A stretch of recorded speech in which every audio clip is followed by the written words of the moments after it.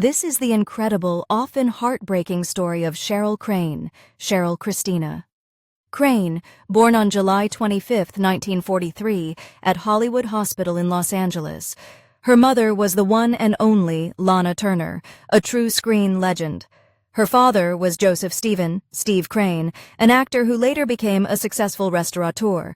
Lana Turner was known for her stunning beauty and a personal life that was always making headlines. Steve Crane from Indiana tried acting, but later admitted he was a very poor actor. Their marriage was pure Hollywood drama. They met in 1942, married super quickly, but oops, Steve's divorce from his first wife wasn't final. So that marriage to Lana was annulled, but then Lana found out she was pregnant with Cheryl, so they remarried in March 1943. It didn't last, though. They divorced about a year after Cheryl was born. Despite all that, Steve Crane would remain an important and often stabilizing figure in Cheryl's life.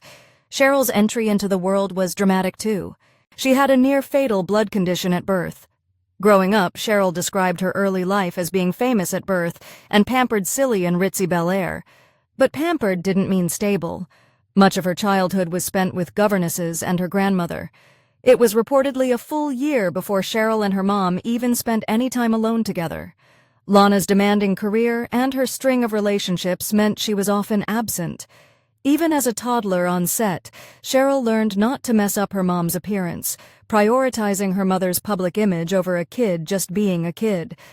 But things took a much darker turn with her stepfather, Lex Barker, famous for playing Tarzan, whom Lana married in 1953.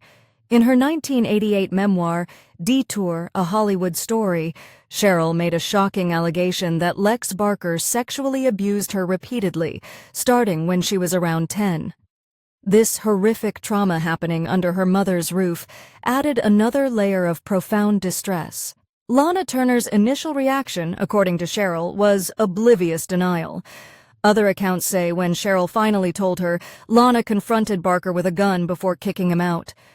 They divorced in 1957. The abuse itself was a deeply scarring event for Cheryl, fueling the emotional turmoil of her teenage years. This unstable and traumatic environment was the backdrop for the tragic events that were about to change her life forever. The night of April 4, 1958, Good Friday, is the event that defines Cheryl Crane's youth. At just 14, she fatally stabbed Johnny Stompanato, her mother, Lana Turner's abusive boyfriend. It was deemed justifiable homicide, but it cast a long, dark shadow. Lana Turner got involved with Johnny Stompanato in 1957.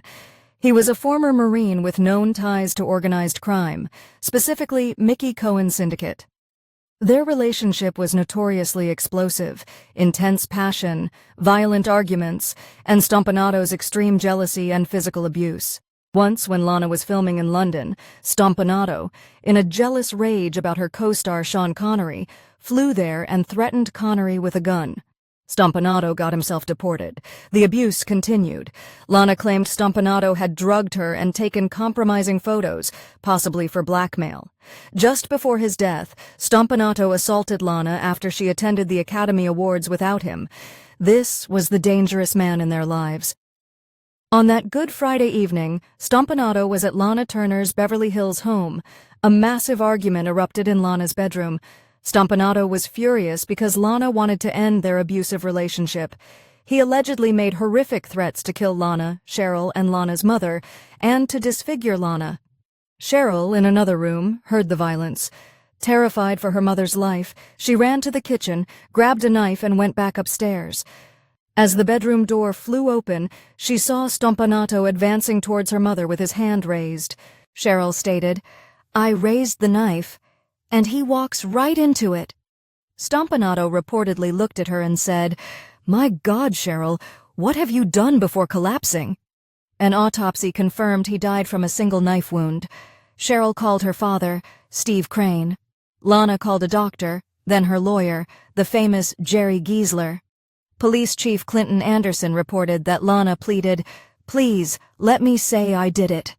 Cheryl was taken to the police, booked and held in juvenile hall. A coroner's inquest on April 11, 1958, was a media circus. Lana Turner gave a dramatic, emotional account of the abuse. Cheryl's written statement asserted, "She acted because Stompanato kept threatening her, and I thought he was going to hurt her." After about 25 minutes, the jury ruled the killing a justifiable homicide. Cheryl Crane was legally exonerated, but this was far from the end of her ordeal. Being legally cleared didn't bring peace for Cheryl Crane. It was the start of a very turbulent period. The trauma of that night, on top of her existing vulnerabilities, led to what was reported as rebellious behavior.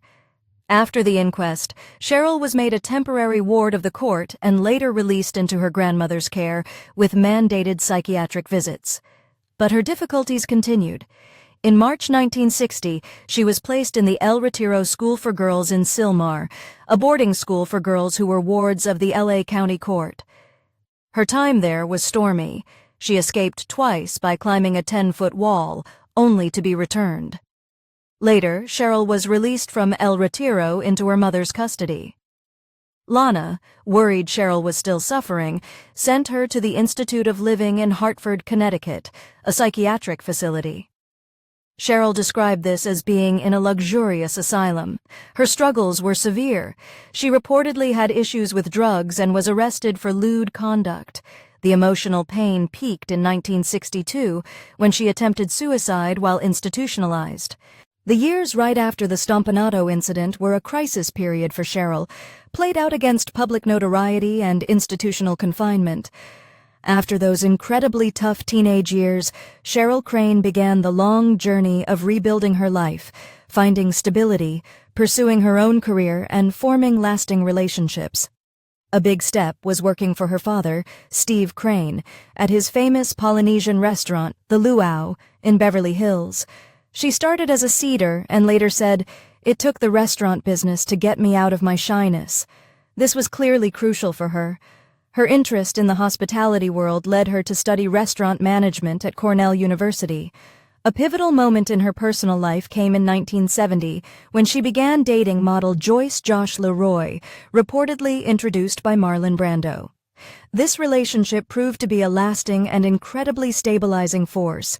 They were still together over 35 years later and eventually married on November 14, 2014.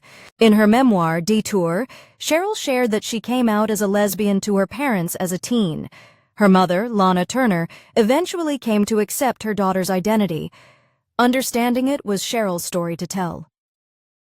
After the Luau closed in 1979, Cheryl and Joyce moved to Honolulu, then San Francisco. Cheryl embarked on a new career as a real estate broker and as of 2011 was living in Palm Springs, California, continuing her successful real estate career. In 1998, she faced another battle, breast cancer. She underwent a double mastectomy, radiation and chemotherapy, and successfully overcame it. A really significant part of Cheryl Crane's adult life has been her work as an author, sharing her personal story with incredible candor and exploring her creative side through fiction. Her 1988 memoir, Detour, A Hollywood Story, co-written with Cliff Jar, was a New York Times bestseller. It was her chance to tell her life story in her own words. The book recounted her upbringing, the complexities of her famous family, the shocking sexual abuse by her stepfather, Lex Barker, and provided her personal narrative of the night she killed Johnny Stompanato, emphasizing she acted to protect her mother. Detour also publicly disclosed her identity as a lesbian. The memoir was generally praised for its honesty, with the Washington Post calling it a story of horror and healing. 20 years later, in 2008, Cheryl published a second memoir, Lana. The Memories, the Myths, the Movies, a more celebratory look at her mother's life and career, filled with photos and personal insights. She also wrote a series of mystery novels featuring Nikki Harper, a celebrity realtor turned sleuth, whose mother is a screen goddess, clear parallels to Cheryl's own life. The series includes The Bad Always Die Twice, Imitation of Death, and The Dead and the Beautiful. The relationship between Cheryl Crane and Lana Turner was a real Hollywood epic itself, full of deep love, profound neglect, shared trauma, and eventual reconciliation. Cheryl's early childhood was marked by maternal distance. Films like Imitation of Life, which Cheryl felt mirrored her own painful experiences, initially made her feel colder toward her mother. The Stompanato killing added immense strain. However, the publication of Detour was a turning point. Cheryl recalled Lana eventually understanding it was Cheryl's story to tell. A particularly healing moment came in adulthood, when Lana finally acknowledged and thanked Cheryl for her actions on that fateful night. Cheryl said this belated acknowledgement was like being hugged by the greatest hug in the world.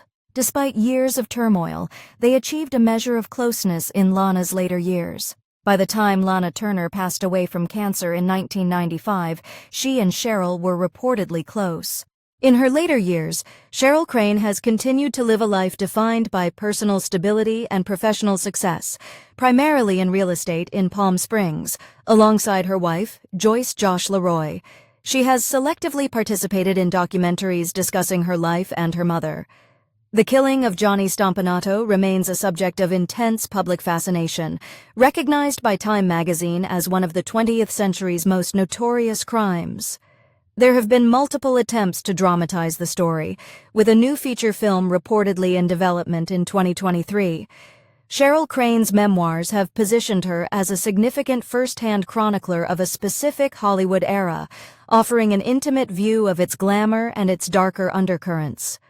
Cheryl Crane is more than just a figure linked to a Hollywood scandal. She is a survivor who forged her own identity and achieved a measure of peace against incredible odds.